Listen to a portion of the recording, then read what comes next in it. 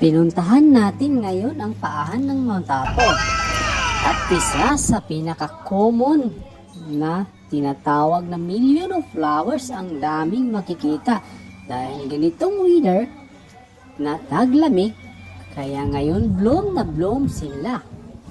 Itong lugar na pinakamagandang spot ng Mount Apo na the highest mountain sa Pilipinas. Kung ganito kaganda ang bakuran mo, para kang nasa paraiso. Pero itong mga halaman na to na tinatawag na millions ay dito lang natin matatagpuan sa paahan ng Mount Apo dahil sa klima nito, ang ganda at ang weather nito ay taglamig. So bloom laging sila. Pangalan pa lang, Yeye Menen na. Isang lugar ang napuntahan natin na hindi inasahan. Napakagandang weather at napakagandang kapaligiran. Habang paikot-ikot kami sa lugar, may natagpuan kaming malaking durian.